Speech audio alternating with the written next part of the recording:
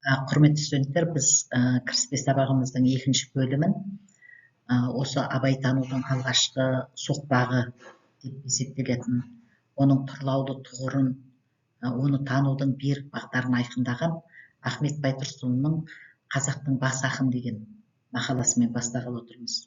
Оның себебі не? Оның себебі Ахметтің осы мақаласы ең алғаш рет абайдың шығармашылық әлеміндегі ең негізгі, ең басты факторлар мен соның бағдарларын айқындаған еңбек болды. Егер осы мақалаға қарап отырған кез келген көзі қарақты оқырман дәл осы мақалада мынау қазақ сөз өнеріндегі бір шоқтығы биік екі тұлғаның ұлы ақын мен ғұлама ғалымның арасындағы бір рухани үндестікті сезінері анық. Ол рухани үндестік шындығында да абайға апаратын, абай әлеміне апаратын үлкен жолдың басы екені, соның бастау бұлақ екені сөзсіз, қайнар бұлақ екені сөзсіз. Себебі айтушы мен тыңдаушы деңгейлес келген, тіпті тең түскен жағдайда ғана болатын ғаламат құбылыс деп санауға болады бұл мақаланы. Өйткені абай шығармашылықтың шыңына көтерілген сөз зергері болса, Ахмет мынау зерттеушіліктің, зияткерліктің заңғарына көтерілген ғибратты ғалым. Абай әлемі сөз өрнегі бөлек, айшығы дара, терең түпсіз теңіз болса, Ахмет сол теңізден ой маржанын, сөз маржанын сүзген, оның табиғатындағы бір ерекшеліктерді дәл түсінген, дәл түйсінген зияткер зерттеуші. Сондықтан да абайдың сөзді зерделеу даралығы мен Ахметтің тілді зерделеу даналығы қабысқан кезде абайдың шығармашылығындағы бүкіл ой өрнегі, сөз кестесі барынша анықталады, ғылыми түрде тұжырымдалады. Өйткені зияткер зерттеуші абай сөзінің тереңіндегі мәнді, мағынаны түйсінген, оның сырын, нұрын танығандығы айқын көрінеді. Сондықтан да бұл еңбекте Ахмет абай бабамыздың «Сүйер ұлың болса сен сүй, сүйінерге жарар ол» деген қағидасын шын мәнінде жүзеге асырғандығын көреміз. Өздеріңіз білесіздер, соңғы кезде абайдың шығармашылығын бүкіл білім беру жүйесінде оқыту керек, жастарға меңгерту керек деген дүние көп айтылады. Шындығында да абайдың шығармашылығын тану керек деген нәрсе ол бүгін ғана қозғалып жатқан жоқ екен. Ахметтің осы мақаласында абайдың сөзі зор бақ дейді. Кімнің бағы? Әрине ол қазақтың бағы. Ол ешбір дәуірге, ешбір кезеңге бөлінбейтін, ұрпақтан ұрпаққа жалғасатын ұлтымыздың бағы дегенді көрсетеді. Және дәл осы мақалада бүкіл қазақ абайды тануы тиіс деген тұжырымын ұсынады. Өйткені дейді зерттеуші, абай қазақтың бас ақыны. Абайдан асқан бұрын соңғы заманда қазақ баласында біз білетін ақын болған жоқ дейді. Сондықтан да осы мақаласында абайдың әлеміне жасаған бүкіл пайым парасаты, абайдың әлемінен түйген тиянақты ойлары біз мынау алдарыңызға ұсынып отырған сызбада соны екіге бөліп көрсетуге тырыстық. Өйткені бұл жерде қарап отырсаңыздар, абай әлемін зерделеудің факторлары деп, сол Ахмет Байтұрсынұлы айтқан мынау тектік әлеуметтік орта, яғни абайды қалыптастырған, абайдың осы абайтанудың іргелі ғылымға айналуына негіз болатын, соны анықтауға, нақтылауға негіз болатын факторларды ғалым осы еңбегінде жан-жақты көрсетеді. Сол тектік әлеуметтік орта абайдың нәр алған тамырын көрсетсе, ал енді тұлғалық интеллектуалдық болмыс абайдың өзінің табиғатындағы, өзінің бүкіл болмысындағы осы сөз өнеріне, сөз өнерінің шыңына шығуына негіз болған бағдарларды айқындауға себеп болады екен. Абайдың шыққан тегі ол міне тектік фактор деп мына сызбада көрініп тұр. Тектік фактор дегенде шын мәнінде абайдың сөзі дейді, Ахмет Байтұрсынұлы айтады, ол өз заманындағы ақындардан оқшау, ол бөлек үздік дейді. Бірақ сол оқшаулық дейді басқа ақындардан абайдың жалғыз сөзінде ғана емес, оның өзінде дейді. Осы жердегі айтып отырған оның өзінде деген сөздің сырын ашып қарасақ, шын мәнінде Ахмет Байтұрсынұлы абайдың абай болып қалыптасуы оның тегінен келе жатқанын көрсетеді. Шындығында да тек ұғымы қазақтың ұғымындағы ең бір киелі ұғым. Шындығында да тегіне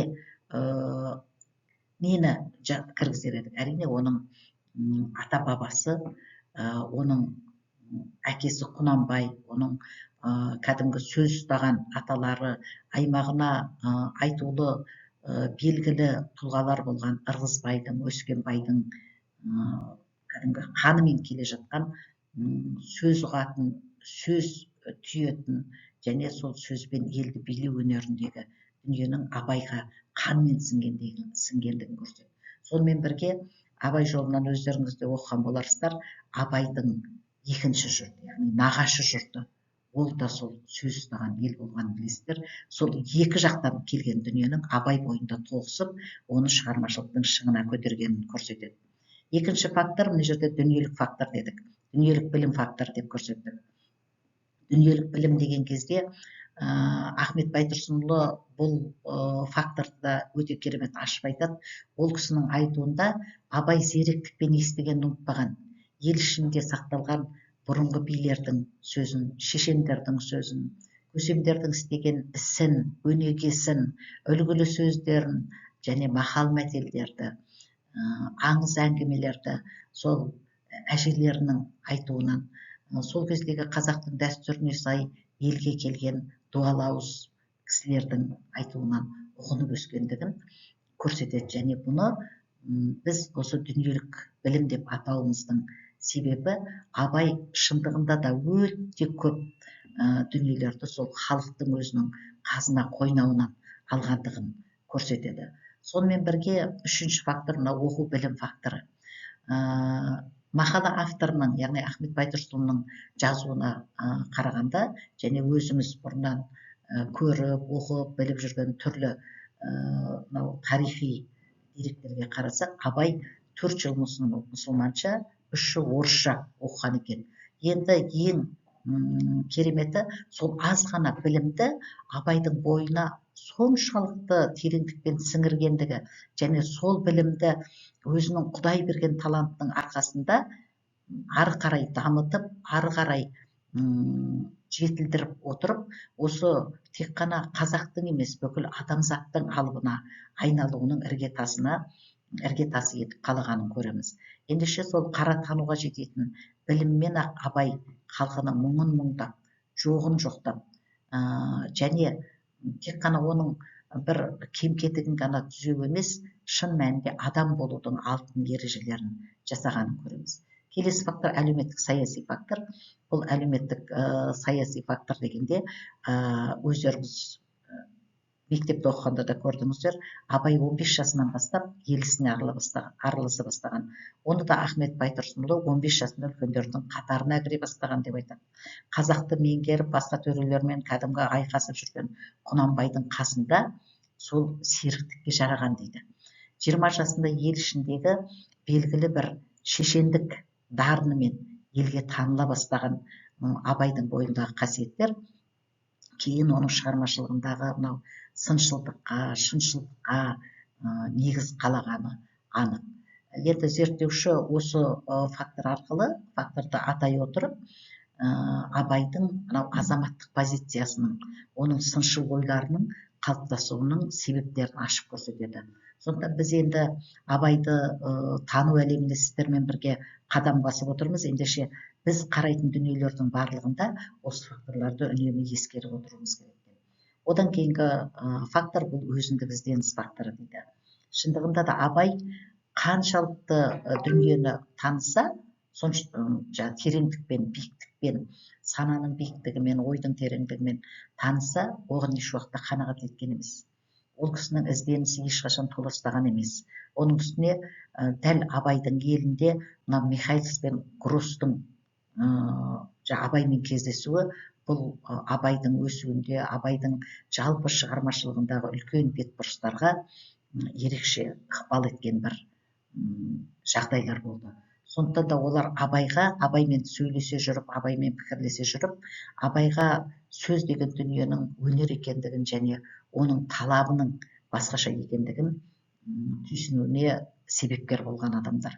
Енді өзінің бойында кәдімгі табиғи дарыны бар, өзінің тегінен келе жатқан сондай қасиетке ие абай үшін олардың айтқан сөздері оның ой көкжиегін кеңейткені және оның өмір танымының өзгеруіне себеп болғаны анық. Енді осы кестедегі екінші жаққа қарасаңыздар, бұл жерде абайдың мынау тұлғалық, интеллектуалдық болмысындағы бір бағдарларды да анықтап берген осы Ахмет Байтұрсынұлы болатын. Ахмет зерттеуші ретінде абайдың еңбектеріне терең талдау жасайды. Сол терең талдау жасай отырып, абайдың бойындағы осы табиғи дарынға, жаратушыдан берілген табиғи дарынға бір ерекше мән береді. Ол кісінің айтуында сөз жазатын адам дейді, ол әрі жазушы, әрі сыншы болу керек дейді. Сөздің шырайлы, сұлу болуына, ажарлы болуына ойдың шеберлігі керек болса, енді оның орынды, дәмді болуына сыншылық керек дейді. Ал енді мағыналы, маңызды болуына білім керек дейді. Міне осы үшеуі де абайдың бойында болғандығын жазады Ахмет Байтұрсынұлы. Және сонымен қоса ол кісінің айтуынша, абай не нәрсе жазса да түсіндіріп, тамырын, ішкі сырын, жалпы оның қасиетін, не жазса да соның қасиетін қармай жазады дейді. Шындығында да абайдың шығармашылығын талдаған кезде сол әрбір сөздің астарындағы сыни таным, сосын мына терең білім, солардың ұштасып жатқан, тоғысып жатқан жайын көрер едік. Сондықтан да біз мынау талдауда сол абайдың өлеңдерінің мазмұнын ғана ашып қоймай, сол мазмұнды беріп тұрған негізгі мынау айшықтарға, негізгі философиялық бір ұғымдарға тереңірек бойлауды қажет ететінін көреміз. Сондықтан біз абай әлеміне жасайтын әрбір жаңағы жасаған шығармашылық тапсырмаларымызда бұл нәрсеге ерекше көңіл бөлетін боламыз деп ойлаймын. Екіншісі абайдың бойындағы сыншылық қасиет. Шындығында да абай өзі жай ғана өлең жазып қойған жоқ. Қазақ өлеңінің, қазақ сөз өнерінің қандай болуы керектігінің өлшеуіштері мен критерийлерінде анықтап беруімен ол кісінің шығармалары біз үшін құнды, және ол ешқашан өзінің құндылығын жоғалтпайды. Шындығында да абайдың осы өлеңге келуіндегі себепті Ахмет Байтұрсынұлы өзінің мақаласында былай дейді: өлеңнің қадірі неден кететінін абай әбден білген соң өлең жазуға көшкен дейді. Шындығында да өзіне дейінгі кәдімгі құлақтан желдей есіп өтетін өлеңнің енді сөз патшасына айналуының жолдарын көрсеткен даналығымен де, даралығымен де абай шын мәнінде үлкен феноменге айналды дегенді көрсетеді. Сол өлең сөздің патшасы сөз сарасы деп сіздер бала күннен жақтаған өлеңнің ішінде де осы әрбір сөздің, яғни текті сөздің, көрнекі сөздің, Ахмет Байтұрсынұлының сөзімен айтқан кезде көрнекі лебіздің, көрнекі сөздің өлшеуіштері осы өлеңде тамаша беріледі. Олай болатын болса, абайдың өзінің өлеңіне, абайдың өзінің қара сөздеріне талдау жасағанда біз осы өлшеуіштерге міндетті түрде осы өлшеуіштерді басшылыққа алатын боламыз. Сонымен бірге абайдың бойындағы мына биік талғампаздық мәселесі де зерттеушінің назарынан тыс қалмаған. Сондықтан да мынау талғам, оқырманның талғамы, жазарманның талғамы деген нәрселерді Ахмет Байтұрсынұлы осы жерде тереңнен зерделейді. Ол кісінің айтуынша, көп сөздерін ойланып дағдыланған адамдар болмаса дейді, 1000 рет оқыса да абайды түсіне алмайтын адамдар болады дейді. Өйткені шындығында да абайдың кез келген адамның уысына түсе бермейтіндей терең мазмұнды ойлары бар екені рас. Әсіресе мына философиялық тұрғыдан кәдімгі тереңнен толғанып жазылған қара сөздерін оқыған кезде біз оған көз жеткізетін боламыз дейді. Бірақ бұл ауырлық дейді, ол жазушының кінәсі емес дейді. Ол шындығында да ол ауырлық мынау тыңдарманның деңгейінің абай деңгейіне сәйкес келмеуінен туындайды дейді. Олай болатын болса, бұл да біздің ертеңгі күні абай шығармашылығын оқыған кезде есімізде болатын маңызды дүние екен. Яғни абайдың өзі айтады ғой, білімді көбейтуге адамның ішінде екі зор қуат бар дейді, қуат көзі бар дейді. Ол біреу мұлахаза, біреу мұхафаза дейді. Біз болашақ дәрістерімізде де бұл туралы тереңірек айтамыз. Сонда ол кісінің айтпағы, Абайдың өзінің осы шығармаларын жаңағы өзгелермен ой бөлісе отырып талдамаса, оның арғы жағында жатқан тереңдікке бір ғана адамның өзінің оқып жетуі мүмкін емес екендігін айтады. Сондықтан да Абай әлеміндегі, Абай өлеңіндегі осындай маңызды дүниелердің ішіндегі тағы бір ерекше дүние ретінде мынау шығармашылық қабілетіне тоқталады. Абайдың шығармашылық қабілетіне. Шындығында да Абайдың көп қырлы тұлға екендігін көрсетеді. Ахмет Байтұрсынов айтады, бұл Абайдың асылын танып, дұрыс баға берген нәрсесі жалғыз өлең сөз емес дейді. Одан да көп нәрсені Абай сөз қылған дейді. Біздің ойымызша осы жерде Ахаң Абайдың қара сөздерін айтып отыр. Стилі жағынан да, мазмұны жағынан да, жалпы табиғаты жағынан мынау қазақ сөз өнерінде бұрын соңды болмаған бір жаңа дүниені алып келді ғой. Біздің ойымызша сол көп нәрсенің арғы жағында сол қара сөздердің де жатқаны анық. Өйткені мұндағы жаңалық, мұндағы алуандылық, мынау тақырып тұрғысынан қараған кезде бұның барлығы да стильде де, жазу стилінде де, ойлау, пайымдау жүйесінде де бір үлкен жаңашылдықты алып келгені, және оның бүгінгі күнге дейін құнын жоймай сол жаңа күйінде тұруының себебі ол кісінің сол шығармашылық қабілетімен байланысып жатқандығын көрсетеді. Ал енді тағы бір керемет дүниені, ол яғни Абай бойындағы көшбасшылық қасиет туралы да Абай Ахмет Байтұрсынов өте жақсы айтады. Ол кісі айтады, Абай көсем дейді, үлгі шығарып, өнеге жайғыш адам болған дейді. Сондықтан да Абайдың өлеңінде дейді, Абайдың сөздерінде өрнегі бөлек, танымы тосын дүниелер ұшан теңіз дейді. Ендеше сіздер біз сол дүниені бірге табамыз деп ойлаймыз болашақта. Енді көшбасшылық дегенде, осы көшбасшылықты біз көбінде жаңа ортадан оза шауып, оза дара шыққан адамдар деп түсінетініміз жасырын емес. Ал енді Рональд Хайфетц деген Гарвардтың профессоры осы көшбасшылыққа бір басқашалау сипат, басқашалау анықтама береді екен. Ол кісінің айтуында көшбасшылық қызметте құзырет емес дейді. Ол туа бітті қабілет те, атадан даритын қасиет емес дейді. Ол халық ұстанатын құндылықтар мен мынау ақиқаттың арасында олқылықтың орнын толтыратын, соны толтыруға бағытталған іс-әрекет дейді. Олай болатын болса, өз замандағы олқылықты толтырам деген Абайдың дәл бүгінгі күнге дейін шығармаларының өзінің мән мазмұнын жоғалтпай, бағасын төмендетпей келе жатқанының бір себебі осы деп ойлаймыз. Сондықтан да, құрметті студенттер, біз Абайдың дүниесін, Абайдың өзінің мынау 5 асыл деген ілімі негізінде бірге оқып, бірге үйренетін боламыз. Ол кісінің айтуында талап, еңбек, терең ой, қанағат, рахым ойлап қой. Ендеше сіздермен бірге біздер сол терең ой түйіп, Абай әлемінен өз дегенімізді табатынымыз кәміл. Назарларыңызға рахмет.